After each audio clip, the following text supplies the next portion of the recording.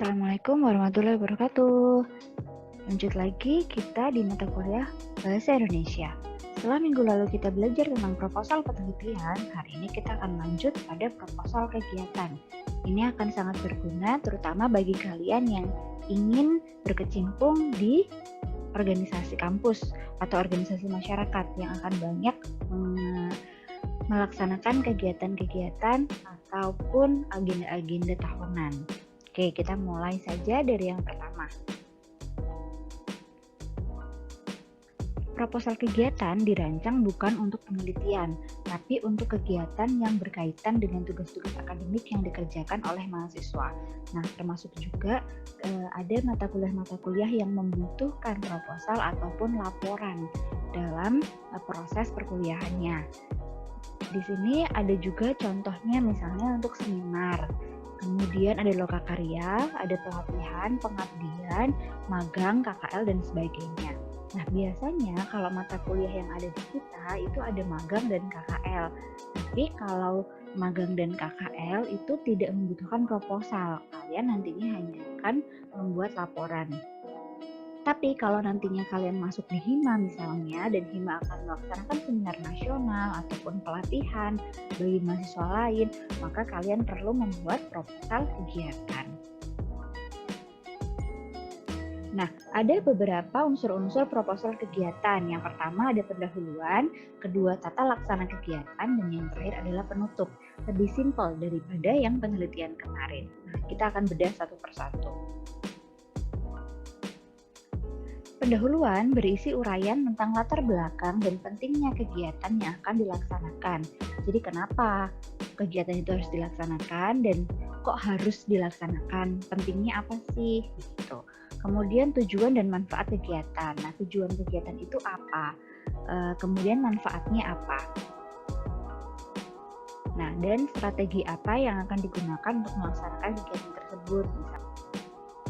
Oke, untuk seminar misalnya kalian melaksanakan seminar nasional tahunan seperti yang kemarin webinar nasional dilaksanakan oleh HIMA yang kebetulan salah satu pematerinya adalah saya. Latar belakangnya acara itu adalah untuk meningkatkan antusiasme mahasiswa agar bisa lebih aktif lagi dalam pelaksanaan perkuliahan atau misalnya dalam menghabiskan waktu selama pandemi agar tidak hanya rebahan-rebahan saja. Kemudian pentingnya, kenapa penting? Untuk menginspirasi mahasiswa agar memanfaatkan waktunya lebih baik. Nah, tujuan dilaksanakannya acara tersebut agar motivasi mahasiswa itu meningkat, kemudian bisa menghasilkan karya yang lebih lagi. Nah, manfaat kegiatannya juga bisa manfaat bagi pematerinya, bisa lebih sharing untuk pengalaman, kemudian bisa lebih sharing, berbagi pengetahuan, kemudian untuk mahasiswa juga manfaatnya agar menambah pengetahuan, memperluas wawasan, mendapat inspirasi, dan sebagainya. Nah, strateginya misalnya dengan daring karena kita sedang pandemi, jadi tidak bisa tatap muka secara langsung. Nah, genre mikro yang digunakan dalam pendahuluan ada eksposisi, yaitu untuk mengajukan argumentasi bahwa kegiatan tersebut penting untuk dilaksanakan, dan juga deskripsi untuk menggambarkan secara ringkas wujud kegiatan yang diusulkan, tujuan, manfaat, dan strategi pelaksanaannya. Nah, untuk selanjutnya ada tata laksana kegiatan. Jadi intinya seperti apa? Tahapan tata laksana kegiatan menyajikan strategi yang akan dilakukan dalam melaksanakan kegiatan termasuk langkah-langkah yang akan ditempuh. Tadi misalnya kita sudah tahu kita mau melakukan daring. Daringnya itu mau seperti apa? Kemudian urutan pematerinya siapa? Rundown acaranya mau seperti apa? Pengisi acara di luar pemateri itu juga siapa saja, dari jam berapa sampai jam berapa, itu harus jelas. Kemudian dapat dibagi secara ringkas itu menjadi pelaksana, tujuan, waktu, dan tempat, serta pelaksanaan. Jadi pelaksananya itu siapa? Berarti HIMA PGSD. Kemudian tujuannya tadi apa, kemudian waktu dan tempatnya, misalnya daring melalui Zoom, tempatnya. Kemudian waktunya misalnya dari pukul 8 sampai 12 siang. Kemudian pelaksanaannya mau seperti apa.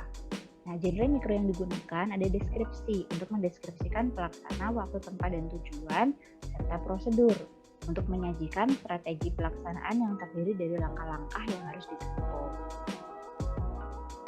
Nah, kemudian bagian terakhir adalah penutup. Digunakan untuk menyampaikan harapan agar setelah diusulkan proposal kegiatan itu diterima dan menghasilkan sesuatu seperti yang direncanakan. Nah, proposal itu diajukannya kemana sih? Biasanya kalau hima itu ditujukannya kepada fakultas karena akan ada alokasi dana yang diberikan untuk kegiatan-kegiatan kemahasiswaan. Nah, genre mikro yang digunakan adalah deskripsi. Karena untuk mendeskripsikan tadi kira-kira harapannya apa dan rencananya hasilnya akan seperti apa. Nah, kemudian formulasi bahasa dalam proposal. Nah, bahasa dalam proposal itu punya ciri khas tertentu. Banyak diwarnai dengan modalitas akan. Jadi kita banyak menggunakan kata akan. Karena apa? Karena memang masih rencana, belum dilaksanakan. Sehingga kita masih menggunakan kata akan. Nah, yang setara dengan akan adalah ingin. Bedanya, akan berorientasi kepada hal yang dituturkan, sedangkan ingin berorientasi pada penutur. Contohnya, penelitian ini akan dilakukan pada tanggal bla bla bla. Kemudian kegiatan ini akan dilaksanakan dengan langkah-langkah sebagai berikut. Nah, kalau ingin biasanya, misalnya kami sebagai penyelenggara ingin mewujudkan bla bla bla. Jadi fokusnya beda. Kalau akan itu adalah fokusnya pada kegiatannya, tapi kalau ingin fokusnya adalah pada penyelenggaranya atau pelaksananya. Nah, bagus yang mana, Bu? Kalau menurut saya, itu akan lebih efektif menggunakan yang akan, termasuk dalam proposal penelitian.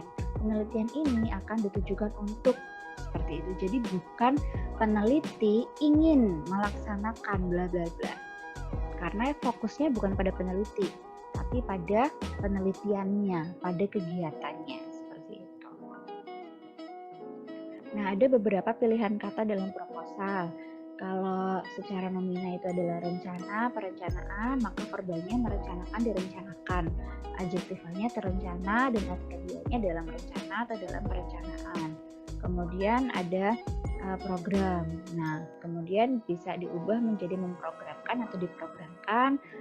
Bisa juga dibuat adjektiva terprogram atau adverbia dalam program. Nah, ini selanjutnya bisa dibaca sendiri kira-kira beberapa pilihan kata yang biasanya digunakan di dalam proposal, baik penelitian maupun proposal kegiatan. Nah, ini ada contoh proposal kegiatan yang dibuat oleh kakak-kakak kelas kalian di Hima, bisa diunduh, kemudian bisa dijadikan contoh untuk kedepannya. Apalagi kalau kalian berminat untuk masuk Hima, maka ini akan sangat bermanfaat.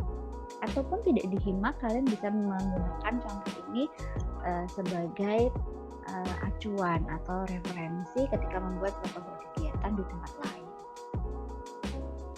Nah, kalian punya tugas, mulailah rancang kegiatan yang akan kalian lakukan jika menjadi pengurus Hima periode 2020-2021 sesuai dengan contoh di atas. Tagihan dari rancangan ini adalah laporan kegiatan yang akan digunakan sebagai tugas pengganti UAS. Tugas ini dikerjakan secara berkelompok dengan jumlah anggota 3 orang di tiap-tiap kelompoknya. Jadi, kalian bukan membuat proposal kegiatan secara terpisah, tetapi adalah rancangan kegiatan yang kalian buat itu akan dibuat laporan. Bagaimana bisa bikin laporan kalau tidak ada rancangannya? Jadi mulailah kalian merancang tadi unsur-unsur yang ada di dalam proposal yang besok akan dimasukkan ke dalam laporan. Karena sebenarnya laporan itu hanya menjawab atau mendeskripsikan hasil pelaksanaan dari apa yang sudah direncanakan.